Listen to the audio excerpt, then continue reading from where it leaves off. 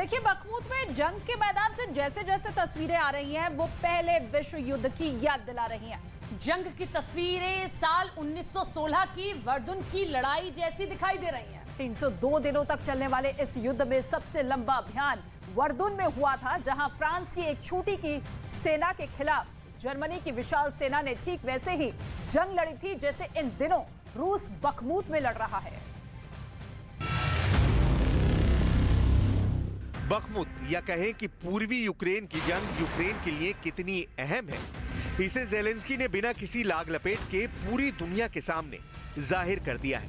Zelensky ने कहा है कि पूर्वी यूक्रेन की लड़ाई से हमारा भविष्य तय होने वाला है।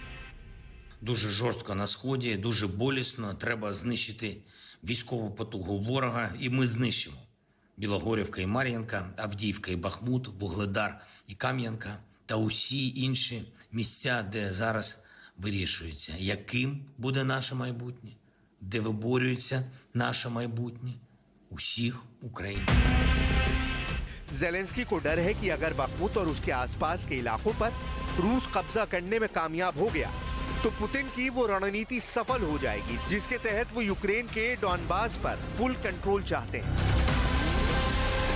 बखमुत की जंग से जैसी तस्वीरें आ रही हैं, वो पहले विश्व युद्ध की याद दिला रही हैं। जंग की तस्वीरें साल 1916 की वर्दुन की लड़ाई जैसी दिख रही हैं। 302 दिनों तक चलने वाले उस युद्ध में सबसे लंबा अभियान वर्दुन में हुआ था, जहां फ्रांस की एक छोटी सी सेना के खिलाफ जर्मनी की विशाल सेना ने ठीक वैसे ही जंग लड़ी थी जैसे इन दिनों रूस बखमुत में लड़ रहा है। मिसाल के तौर पर इन तस्वीरों को देख लीजिए।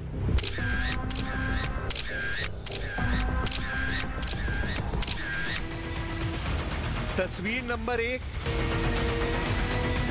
तस्वीर नंबर 2, तस्वीर नंबर 3, तस्वीर नंबर 4, तस्वीर नंबर 5, तस्वीर नंबर 6, तस्वीर नंबर 7, तस्वीर नंबर 8, तस्वीर नंबर 9, तस्वीर नंबर 10, तस्वीर नंबर 11, तस्वीर नंबर 12, तस्वीर नंबर 13, तस्वीर नंबर 14। यही वजह है कि अब बखमुत समेत पूरब के फ्रंट पर बढ़त बनाने के लिए यूक्रेन के पैराट्रूपर अब मोर्चे पर पहुंच गए हैं। ऐसा पहली बार है जब यूक्रेन की सेना ने अपने पैराट्रूपर यूनिट के एक्शन का वीडियो शेयर किया है। Ми працюємо на виявлення ворожої техніки, ворожих груп, які пересуваються в наш напрямок. रूस की सेना को तबाह करने के लिए यूक्रेन ने अपनी 95वीं एयर असॉल्ट ब्रिगेड को फ्रंटलाइन का जिम्मा दे दिया है। इनका काम रूस के सैनिकों से लड़ना कम, उनकी लोकेशन का पता लगाना और उन्हें मौत के घाट उतारने का है। 95वीं एयर असॉल्ट ब्रिगेड की माने तो इस काम को अंजाम देने के लिए यूक्रेन के पैराट्रूपर्स रूस की बख्तरबंद गाड़ियों के ठिकानों का पता लगाते हैं।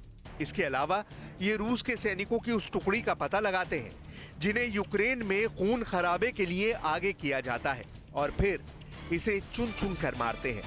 Десантно-штурмові війська хотів з самого початку попасти. Так і трапилось. Мрія здійснилась. Залишилась ще одну мрію здійснити – стрибок з парашутом. पुतिन के मिशन कीव का पहला पड़ाव पूर्वी यूक्रेन है। ऐसे में वो यूक्रेन के इस हिस्से की इंच इंच जमीन पर रूस की धमक चाहते हैं। जंग के आगाज के 1 साल बाद रूस और यूक्रेन की सेनाओं में शहमात के बीच एक बार फिर से बाजी पुतिन के हाथ लगती दिख रही है। दहशत का आलम यह है कि व्लादिमीर ज़ेलेंस्की ने डोनेट्स्क के अवदिव्का इलाके में बचे कुचे लोगों से जल्द शहर से बाहर निकलने की अपील की है।